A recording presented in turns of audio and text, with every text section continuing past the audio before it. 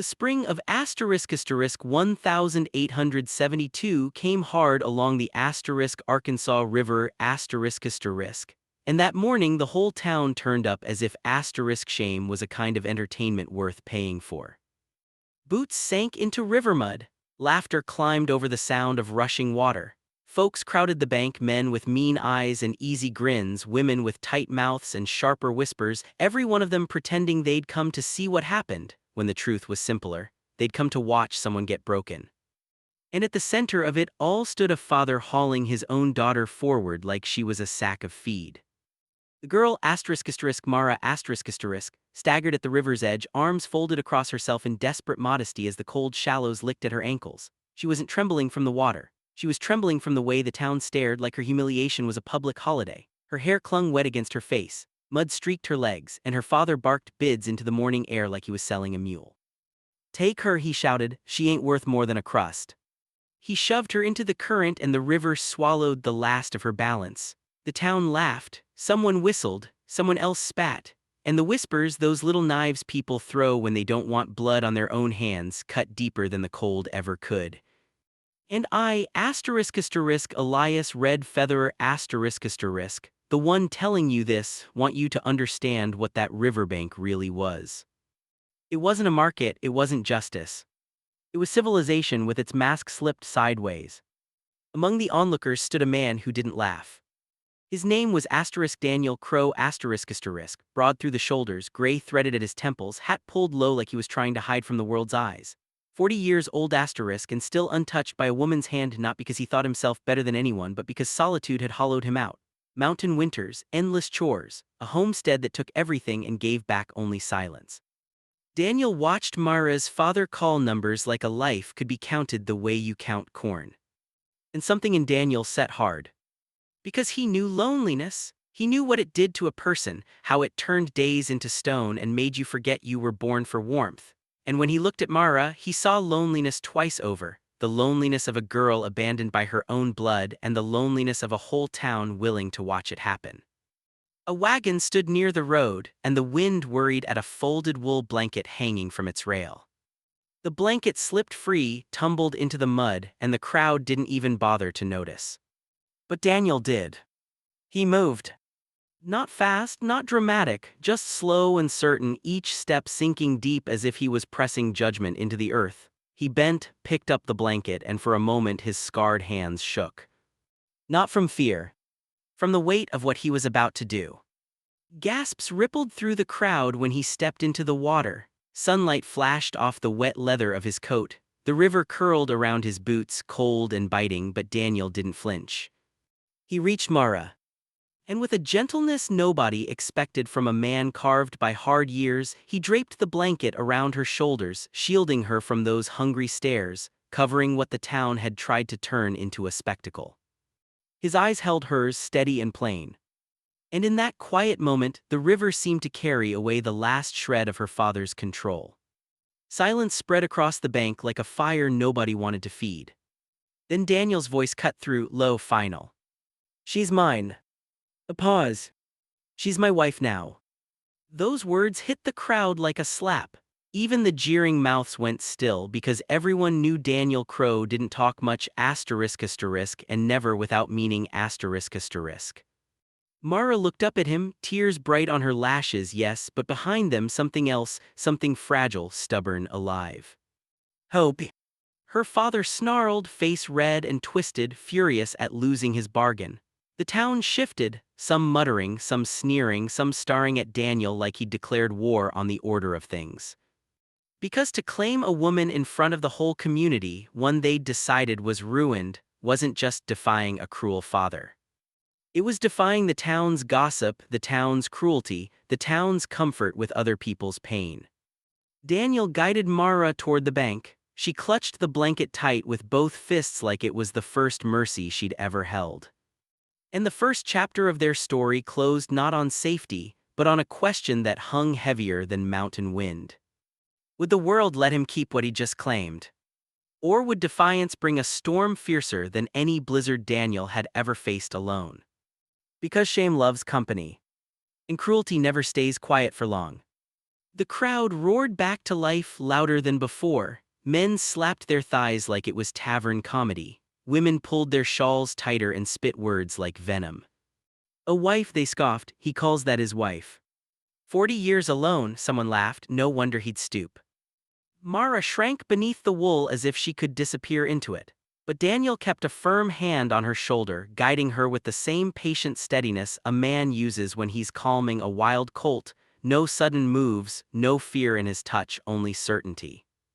Her father splashed after them, face purple with rage. "You got no right, Crow," he shouted. "She ain't yours unless she's paid for."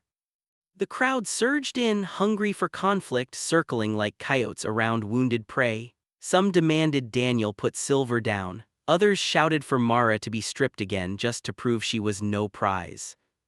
And I tell you plain, the ugliness of men showed itself raw that day, uglier than river mud, because they didn't only want the girl to suffer. They wanted the idea of mercy to suffer too. Daniel turned to the mob. His voice didn't rise much, but it carried like storm timber cracking. "I've worked 40 years, never claimed a family, never touched a woman, but I claim her now before God and men." He didn't raise a rifle, didn't ball his fists. And still, the strength in his words pressed the nearest men back.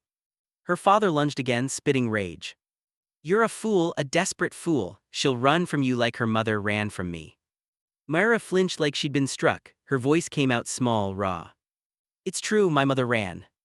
And in that instant Daniel understood, this cruelty wasn't born today. It had been raised in that house for years, fed like a fire. Something inside Daniel shifted, pity turning into iron. He pulled Mara closer, letting the blanket fall farther to shield her. Then he said, with a calm that left no room for laughter, "She stays with me." A hush lived beneath the jeers now, the kind of hush that comes right before fists fly or guns come out. And the question tightened around them like a noose. Would the town step aside, or would they test just how far a lonely cowboy of 40 was willing to go to protect the first person he'd ever dared to stand for? Her father wiped his mouth with the back of his hand, eyes glittering like a man smelling coin instead of consequence. "Fine then, Crow," he barked. "Business, put down your money, every cent, and she's yours proper." The crowd leaned in, eager as buzzards, pay or fight, buy or bleed. Mara stiffened beneath the blanket, as if the words branded her. "I'm not cattle," she whispered, face half hidden, eyes blazing with wounded pride that even humiliation couldn't extinguish. Daniel planted his boots in the mud like oak roots. "I'll not bargain for flesh," he said, voice rolling across the bank like thunder. "She's my wife, not my purchase." A murmur ran through the crowd. Because even men who mock decency still recognize the sound of a vow when they hear it.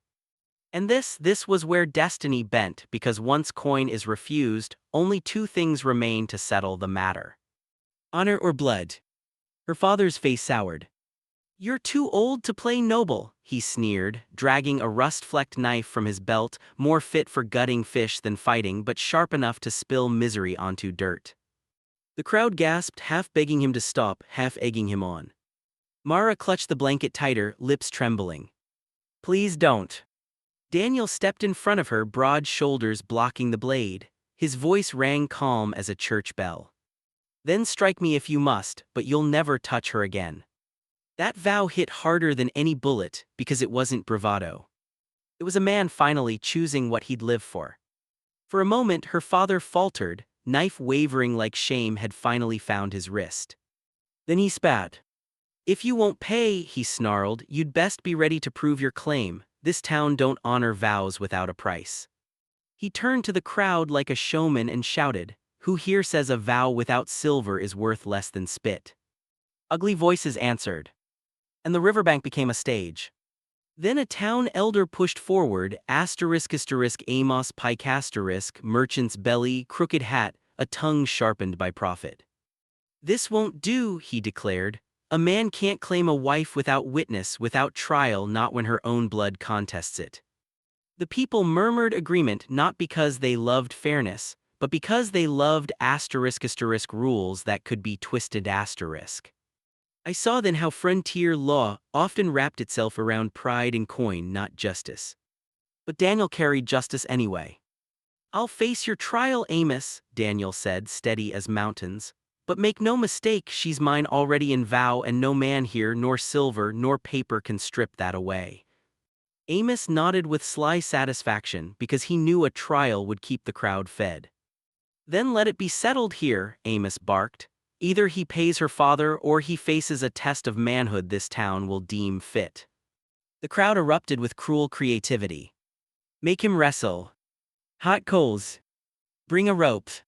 Every suggestion worse than the last, until Amos raised his hand for silence, eyes gleaming. "Let it be the *** stone lift ***, he pronounced. "Here and now, whoever raises the river stone above his head proves his claim." The crowd roared approval because they all knew that stone smooth from decades of water, heavy enough to humble a man. A test that had broken backs and pride alike. Mara gasped, "It's impossible." Daniel's eyes didn't leave the river's edge. "Not impossible," he answered, "just never yet done." They walked to where the massive river stone lay half buried in silt. The mob pressed close. Her father grinned like victory was already in his pocket. Amos lifted his voice. "If he fails, the girl returns to her blood and her shame. If he succeeds, she is his wife in the eyes of all." So it was said. Blanket tight around Mara's shoulders, jeers like storm wind, and Daniel Crow, lonely cowboy at 40, bent his scarred hands toward the impossible stone.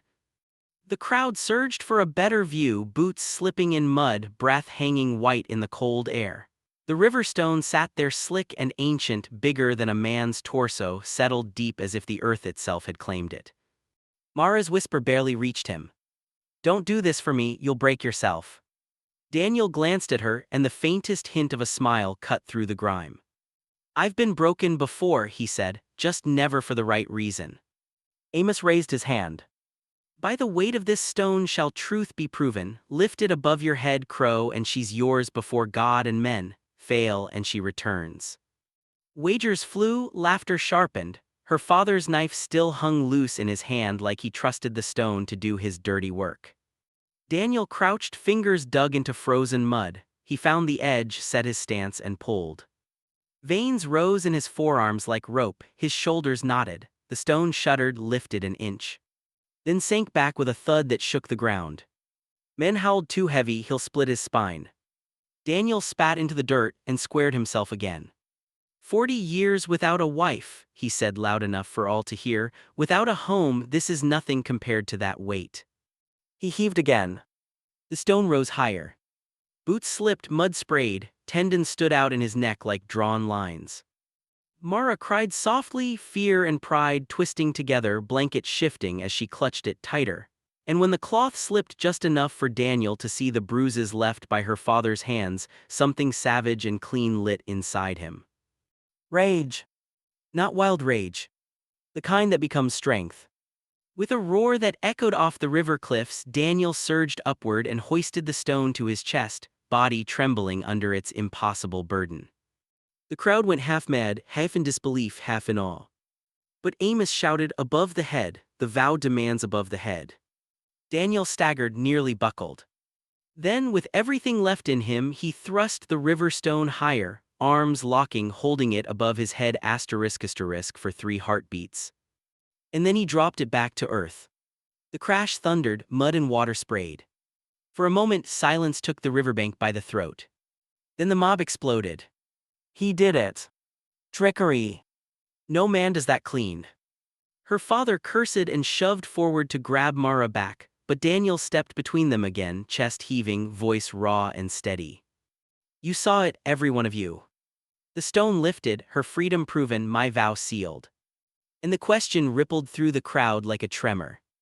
Would they accept what they had witnessed, or would pride still demand blood?